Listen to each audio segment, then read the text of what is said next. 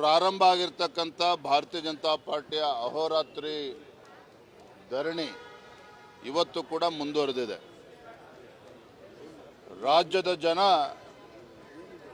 ಈ ಸರ್ಕಾರದ ನೀತಿಗಳೇನಿದ್ದಾವೆ, ಬೆಲೆ ಏರಿಕೆಗಳೇನಿದ್ದಾವೆ, ಇದರಿಂದ ತತ್ತರಿಸಿ ಹೋಗಿದ್ದಾರೆ.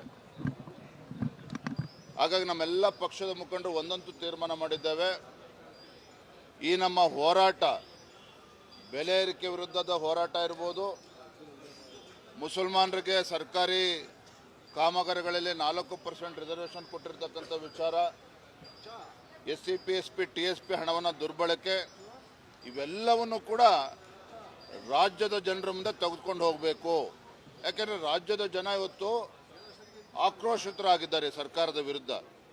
ಹಾಗಾಗಿ ಇವತ್ತು ನಿನ್ನೆ ದಿನ ಪ್ರಾರಂಭ ಆಗಿರ್ತಕ್ಕಂಥ ನಮ್ಮ ಹೋರಾಟ ಏಪ್ರಿಲ್ 7ನೇ ತಾರೀಕು ಮೈಸೂರಿನಿಂದ ಪ್ರಾರಂಭ ಆಗ್ತಕ್ಕಂಥ ಜನಾಕ್ರೋಶ ಯಾತ್ರೆ ಮುಖೇನ ರಾಜ್ಯದ ಪ್ರತಿಯೊಂದು ಜಿಲ್ಲೆಗೂ ಕೂಡ ತಲುಪ್ತೇವೆ.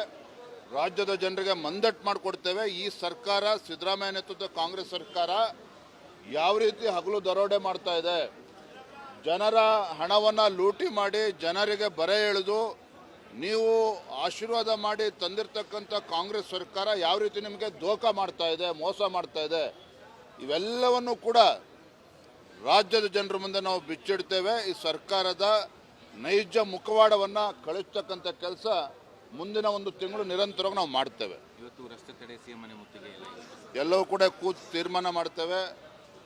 ಎಂಥ ಬಂಡರಿದ್ದಾರೆ ನೀವು ಕೂಡ ಆಲೋಚನೆ ಮಾಡಿ. ಅಂದರೆ ಅಹಂಕಾರದ ಮದ, ದುರಹಂಕಾರದಿಂದ ಯಾವ ರೀತಿ ನಡ್ಕೋಬೋದು ಅನ್ನೋದಕ್ಕೆ ಇದು ಮತ್ತೊಂದು ನಿಮಗೆ ಉದಾಹರಣೆ ಬೇಕಾಗಲ್ಲ. ಯಾಕೆಂತ ಹೇಳಿದ್ರೆ ಕಳೆದ ವಾರನೇ ನಾವು ತೀರ್ಮಾನ ಮಾಡಿದ್ವಿ, ಅಹೋರಾತ್ರಿ ಧರಣಿ ಮಾಡಬೇಕು ಅಂತೇಳಿ ಪತ್ರಿಕಾಗೋಷ್ಠಿಯಲ್ಲೂ ಕೂಡ ನಾವು ಹೇಳಿದ್ದೇವೆ. ರಾಜ್ಯದ ಜನತೆಗೂ ಕೂಡ ಗೊತ್ತಿದೆ. ನಿನ್ನೆ ನಮ್ಮ ಅಹೋರಾತ್ರಿ ಹೋರಾಟ ಪ್ರಾರಂಭ ಆಗ್ತದೆ ಅಂತ ಹೇಳಿದ್ರೆ, ಮೊನ್ನೆ ಸಂಜೆ ಇವತ್ತು ಡೀಸೆಲ್ ಮೇಲೆ 2 ರೂಪಾಯಿ ಹೆಚ್ಚಳ ಮಾಡ್ತಾರೆ ಅಂತ ಹೇಳಿದ್ರೆ ಇದು ಅಹಂಕಾರ ಅಲ್ಲದೆ ಮತ್ತೇನೇನೋ, ದುರಹಂಕಾರದ ನಡೆ ಅಂತ ಹೇಳಿದ್ರೆ ಮತ್ತೇನೇನು ಹೇಳೋಕ್ಕೆ ಸಾಧ್ಯನವಾಗಿದ್ರೆ. ಅರೆ ಬಡವರು ಇವತ್ತು ಕಂಗಾಲಾಗಿದ್ದಾರೆ. ನೀವು 2 ರೂಪಾಯಿ ಡೀಸೆಲ್ ಮೇಲೆ ಜಾಸ್ತಿ ಮಾಡಿದ್ರೆ ಎಲ್ಲ ಸಾಮಾನ್ಯ ಜನರು ಬಳಸ್ತಕ್ಕಂಥ ಪದಾರ್ಥಗಳ ಒಂದು ದರ ಆಕಾಶಕ್ಕೆ ಇರ್ತದೆ. ರೈತರಿಗೆ ತೊಂದರೆ ಆಗ್ತದೆ.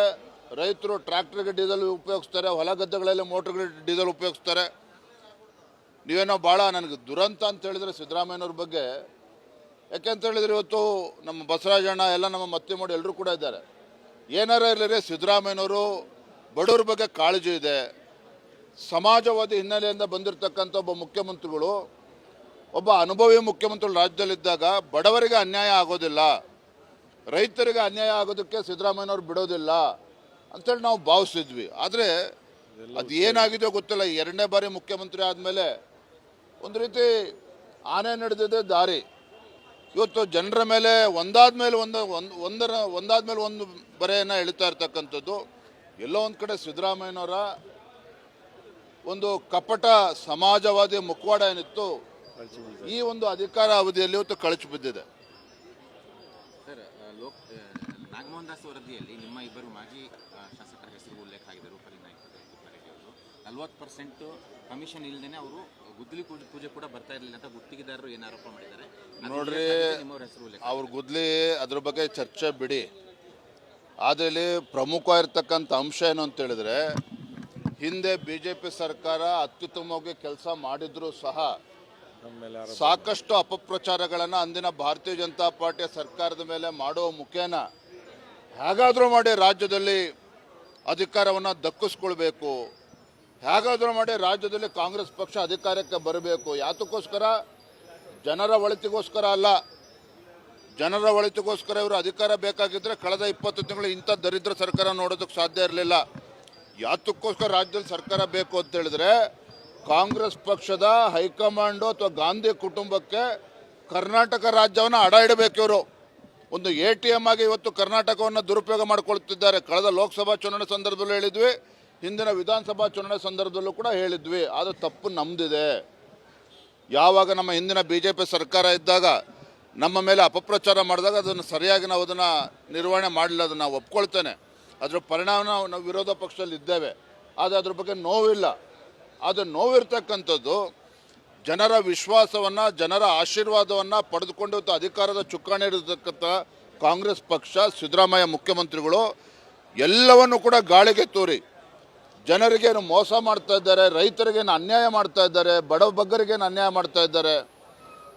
ಹಾಗಾಗಿ ಇಂಥ ಒಂದು ದರಿದ್ರ ಕಾಂಗ್ರೆಸ್ ಸರ್ಕಾರ, ಜನವಿರೋಧಿ ಕಾಂಗ್ರೆಸ್ ಸರ್ಕಾರದ ವಿರುದ್ಧ ನಾವು ಹೋರಾಟ ಮಾಡಬೇಕಾಗಿದೆ. ಹಿಂದೆ ನಮ್ಮ ಮೇಲೆ ಅಪಪ್ರಚಾರ ಮಾಡಿ ಅಧಿಕಾರಕ್ಕೆ ಬಂದಾಗಿದೆ. 40% ಸರ್ಕಾರ ಅಂತ ಹೇಳಿದ್ದು ಆಯಿತು, ನಾವು ಅದನ್ನು ಮುಗ್ಗರಿಸಿದ್ದು ಆಗಿದೆ. ಅದೆಲ್ಲವೂ ಕೂಡ ಮುಗಿದೋದ ಅಧ್ಯಾಯ, ಅದಕ್ಕೆ ಯಾವುದಕ್ಕೂ ಕೂಡ ಪುರಾವೆ ಇಲ್ಲ. ಹಾಗಾಗಿ ಒಂದಂತೂ ಸತ್ಯ, ಭಾರತೀಯ ಜನತಾ ಪಾರ್ಟಿ ನಾವು ನಿರಂತರವಾಗಿ ಇಂಥ ದುಷ್ಟ ಕಾಂಗ್ರೆಸ್ ಸರ್ಕಾರದ ವಿರುದ್ಧ ಬೀದಿಗೆ ಇಳಿದಿದ್ದೇವೆ. ಈಗಾಗಲೇ ನಿರಂತರ ಹೋರಾಟ ಮಾಡೋದ್ರ ಮುಖೇನ ಇವರಿಗೆ ತಕ್ಕ ಶಾಸ್ತಿ ನಾವು ಮಾಡ್ತೇವೆ. Thank you.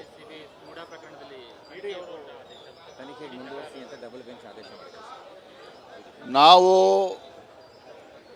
ಬೆಂಗಳೂರಿನಿಂದ ಮೈಸೂರಿಗೆ ಪಾದಯಾತ್ರೆ ಮಾಡ್ತೇವೆ ಅಂತ ಹೇಳಿದ್ರೆ ಏನು ಅಬ್ಬರಿಸ್ತಾ ಇದ್ರು ಆಡಳಿತ ಪಕ್ಷದವರು.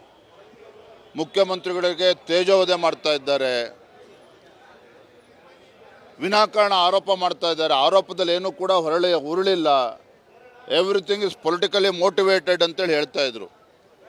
ನಾವು ಹೇಳಿದ್ವಿ, ಇಲ್ಲ ಸ್ವಾಮಿ ಮುಖ್ಯಮಂತ್ರಿಗಳೇ, ನಿಮ್ಮ ಕುಟುಂಬಕ್ಕೆ ಬಂದಿರತಕ್ಕಂಥ 14 ನಿವೇಶನಗಳು ಅಕ್ರಮವಾಗಿ ಬಂದಿದೆ. The sites that were allotted to Chief Minister's family was totally illegal ಅಂತ ನಾವು ಹೇಳಿದಾಗ ತೇಜೋವಧೆ ಮಾಡ್ತಿದ್ರು ಮುಖ್ಯಮಂತ್ರಿಗಳು. ಒಬ್ಬ ಹಿಂದುಳಿದ ವರ್ಗದ ಒಬ್ಬ ಮುಖ್ಯಮಂತ್ರಿಗಳು ಇದ್ದಾರೆ, ಅದನ್ನು ಸಹಿಸ್ಕೊಳ್ಳೋಕ್ಕಾಗ್ತಲ್ಲ ಅಂತ ಹೇಳ್ತಾ ಇದ್ರು. ಆಮೇಲೆ ಏನು ಹೇಳಿದ್ರು ಮುಖ್ಯಮಂತ್ರಿಗಳು, 14 ನಿವೇಶನಗಳನ್ನು ವಾಪಸ್ ಕೊಡ್ತೇವೆ, ಬೇಕಾದರೆ ಕಾಂಪನ್ಸೇಷನ್ ಕೊಡಲಿ. ಯಾರು ಕೊಡ್ಬೇಕು ಸ್ವಾಮಿ ಕಾಂಪನ್ಸೇಷನ್ನು? ನೀವೇ ಮುಖ್ಯಮಂತ್ರಿಗಳು, ನೀವೇ ಸರ್ಕಾರ, ಯಾರು ಕೊಡ್ಬೇಕು ಕಾಂಪನ್ಸೇಷನ್ನು ಅಂತೇಳಿ ನಾವು ಪಾದಯಾತ್ರೆ ಪ್ರಾರಂಭ ಮಾಡಿ ಮೈಸೂರು ಮುಟ್ಟಿದಾಗ ಆತಂಕ ಪ್ರಾರಂಭ ಆಯಿತು. ಮುಖ್ಯಮಂತ್ರಿಗಳು ಏನು ಮಾಡಿದ್ರು, ಮಧ್ಯರಾತ್ರಿ ಕೂತ್ಕೊಂಡು ಮೈಸೂರು ಮೂಡಾಗೆ ಪತ್ರ ಬರೀತಾರೆ, 14 ನಿವೇಶನಗಳನ್ನು ಹಿಂದಿರುಗಿಸ್ತೇನೆ ಅಂತೇಳಿ. ಏನದ್ರ ಅರ್ಥ? ತಪ್ಪನ್ನು ಒಪ್ಕೊಂಡಂಗೆ ತಾನೆ. ಇವತ್ತು ಹೈಕೋರ್ಟನ್ನು ಕ್ಲೀನ್ ಚಿಟ್ ಕೊಟ್ಟಿರ್ಬೋದು, ಅದ್ರ ಬಗ್ಗೆ ನಾನು ಏನು ಹೇಳೋದಿಲ್ಲ. ಆದರೆ ಮತ್ತೊಂದು ಕಡೆಗೆ ಎನ್ಫೋರ್ಸ್ಮೆಂಟ್ ಡೈರೆಕ್ಟರೇಟ್ ತನಿಖೆ ಮುಂದುವರಿಸ್ಬೋದು ಅಂತೇಳಿ ಈಗಾಗಲೇ ಡಬಲ್ ಬೆಂಚ್ ಹೈಕೋರ್ಟ್ ಇವತ್ತು ಹೇಳಿದೆ. ಅದನ್ನು ನಾವು ಸ್ವಾಗತ ಮಾಡ್ತೇನೆ. ಈಗಾಗಲೇ ಸತ್ಯ ಹೊರ ಬಂದು ಆಗಿದೆ. 14 ನಿವೇಶನ ವಾಪಸ್ ಕೊಡ್ತೇವೆ ಅಂತ ಹೇಳಿದ್ರೆ ಅದರ ಅರ್ಥ ತಪ್ಪನ್ನು ಒಪ್ಕೊಂಡಂತೆ. ಅದು ಆ ಸೈಟ್ಗಳೇನು ಕೊಟ್ಟಿದ್ರು 14 ನಿವೇಶನಗಳು ಅದು ಇಲ್ಲಿಗಲ್ ಅಂತೇಳಿ ಒಪ್ಕೊಂಡು ಆಗಿದೆ. ನೋಡೋಣ ಬರೋದ್ರಲ್ಲಿ ಯಾವ ರೀತಿ ತನಿಖೆ ಮುಂದುವರಿತದೆ ಅಂತೇಳಿ. ಕೆಲವರು ಇನ್ನೂ ಕೂಡ ನಿಮ್ಮ ಪ್ರತಿಭಟನೆಗೆ ಬಂದಿಲ್ಲ ಸರ್, ಯತ್ನಾಳ್ ತಂಡದ ಸದಸ್ಯರು. ಅದ್ರ ಬಗ್ಗೆ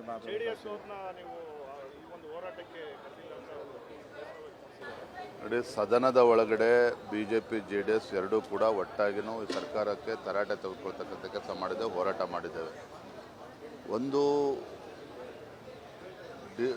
ಬೆಲೆ ಏರಿಕೆಗಳು ನಿರಂತರ ನಡೀತಾ ಇದ್ದಾಗ ತತ್ಕ್ಷಣ ಸ್ಪಂದನೆ ಮಾಡಬೇಕಾಗಿರ್ತಕ್ಕಂಥದ್ದು ಒಂದು ರಾಷ್ಟ್ರೀಯ ಪಕ್ಷವಾಗಿ ನಮ್ಮ ಕರ್ತವ್ಯ ಇದೆ, ಅದನ್ನು ನಾವು ಮಾಡ್ತಾ ಇದ್ದೇವೆ. ಮತ್ತು JDS ಪಕ್ಷವು ಕೂಡ ಇತ್ತೀಚೆಗೆ ಗ್ರೇಟರ್ ಬೆಂಗಳೂರು ಇತರ ವಿಚಾರವನ್ನು ತೆಗೆದುಕೊಂಡು ಅವ್ರು ಪ್ರತ್ಯೇಕವಾಗಿ ಹೋರಾಟ ಮಾಡಿದ್ದಾರೆ. ಅದ್ರ ಬಗ್ಗೆ ನಮಗೇನು ಭಿನ್ನಾಭಿಪ್ರಾಯ ಇಲ್ಲ. ಇದು ಹೋರಾಟ ಇದೆ. ನಾವು ಭಾರತೀಯ ಜನತಾ ಪಾರ್ಟಿ ಎಲ್ಲ ಮುಖಂಡರು ಕೂತು ತೀರ್ಮಾನ ಮಾಡಿದ್ದೇವೆ ಅಂತ. ಜೊತೆಲಿ ಬಂದಿಲ್ಲ ಅಂತ ಹೇಳಿದ್ರೆ ನಾವೇನೋ ಭಾಳ ಗೊಂದಲ ಇದೆ, ವ್ಯತ್ಯಾಸ ಇದೆ ಅಂತಲ್ಲ, ಎಲ್ಲವನ್ನು ಕೂಡ ಮಾತಾಡಿ ಸರಿಪಡಿಸ್ತೇವೆ. ಈ ವಕ್ಫ್ ಅಮೆಂಡ್ಮೆಂಟಿಗೆ ಯಾಕೆ ವಿರೋಧ ಮಾಡ್ತಾರೆ ಅಂತ ಹೇಳಿದ್ರೆ, ವಕ್ಫ್ ಬೋರ್ಡ್ ಹೆಸರು ಹೇಳ್ಕೊಂಡು ಇವತ್ತು ಲಕ್ಷಾಂತರ ಕೋಟಿ ಬೆಲೆ ಬಾಳ್ತಕ್ಕಂಥ ಆಸ್ತಿ ಪಾಸ್ತಿಗಳನ್ನು ಮೊಟಕುಲು ಹಾಕ್ಕೊಂಡಿರ್ತಕ್ಕಂಥವ್ರು ಕಾಂಗ್ರೆಸ್ ಮುಖಂಡರುಗಳೇ.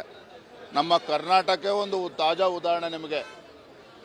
ಈ ಗೋಟಾಲದಲ್ಲಿ ಕಾಂಗ್ರೆಸ್ ಮುಖಂಡರು ಅನೇಕರ ಹೆಸರು ಕೂಡ ಕೇಳಿಬಂದಿತ್ತು ಹಿಂದೂ ಕೂಡ. ಹಾಗಾಗಿ ಸಹಜವಾಗಿಯೇ ವಿರೋಧ ಮಾಡ್ತಾರೆ. ಅದು ಒಂದು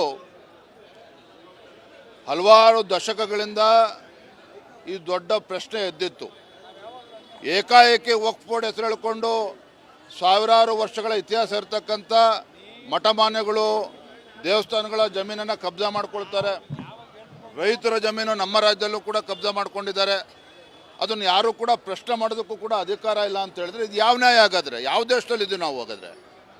ಹಾಗಾಗಿ ನಮ್ಮ ನೆಚ್ಚಿನ ಪ್ರಧಾನಮಂತ್ರಿಗಳು ಇವತ್ತು ಈ ವಕ್ಫ್ ಅಮೆಂಡ್ಮೆಂಟನ್ನ ತರಬೇಕು ಅಂತೇಳಿ ದೇಶದ ಜನರ ಭಾವನೆಯನ್ನು ಅರ್ಥ ಮಾಡಿಕೊಂಡು ಇದ್ರ ಬಗ್ಗೆ ಒಂದು ಪಾರ್ಲಿಮೆಂಟ್ರಿ ಸಬ್ ಕಮಿಟಿಯನ್ನು ಮಾಡಿ ಕೂಲಂಕುಷವಾಗಿ ಎಲ್ಲವನ್ನೂ ಕೂಡ ದೇಶಾದ್ಯಂತ ಎಲ್ಲರ ಒಂದು ಮಾಹಿತಿಯನ್ನು ಪಡೆದುಕೊಂಡು ಅಭಿಪ್ರಾಯ ಪಡೆದುಕೊಂಡು ತದನಂತರವೇ ಇವತ್ತು ಪಾರ್ಲಿಮೆಂಟಲ್ಲಿ ಬಿಲ್ ಬಂದಿರತಕ್ಕಂಥದ್ದು ನೆನ್ನೆ ಪಾಸ್ ಆಗಿದೆ ಅಂತ ಹೇಳಿದ್ರೆ ನಿಜವಾಗ್ಲೂ ಕೂಡ ಇದೊಂದು ಐತಿಹಾಸಿಕ ಕ್ಷಣ. ಎಲ್ಲರೂ ಕೂಡ ಸ್ವಾಗತ ಮಾಡಬೇಕು. ನೆನ್ನೆ ತಾವು ನೋಡ್ತಾ ಇದ್ದೀರಿ, ಮುಸಲ್ಮಾನ್ ಬಾಂಧವರು ಕೂಡ ಇದನ್ನು ಅನೇಕ ಮುಖಂಡರು ಇದನ್ನು ಸ್ವಾಗತ ಮಾಡಿದ್ದಾರೆ. ಈ ದೇಶದಲ್ಲಿ ಇವತ್ತು ಯಾವುದು ಅನ್ಯಾಯ ಇದೆ ಅದನ್ನು ನ್ಯಾಯಾಲಯದಲ್ಲಿ ಪ್ರಶ್ನೆ ಮಾಡಬಾರ್ದು ಅಂತ ಹೇಳಿದ್ರೆ ಅದ್ಯಾವ ನ್ಯಾಯ ಹಾಗಾದರೆ? ಹಾಗಾಗಿ ಇವೆಲ್ಲವೂ ಕೂಡ ಇತಿಶ್ರೀ ಆಗ್ತಕ್ಕಂಥ ಕೆಲಸ ಪ್ರಾರಂಭ ಆಗಿದೆ. ಖಂಡಿತ ಭಾರತೀಯ ಜನತಾ ಪಾರ್ಟಿದು ನಾವು ಸ್ವಾಗತ ಮಾಡ್ತೇವೆ. ನಮ್ಮ ರಾಜ್ಯದಲ್ಲೂ ಕೂಡ ಹಿಂದೆ ಅನೇಕ ಹೋರಾಟಗಳನ್ನು ನಾವು ಮಾಡಿದ್ದೇವೆ. ಹಾಗಾಗಿ ಎಲ್ಲದಕ್ಕೂ ಕೂಡ ನ್ಯಾಯ ಸಿಕ್ಕಂತ ಆಗ್ತದೆ.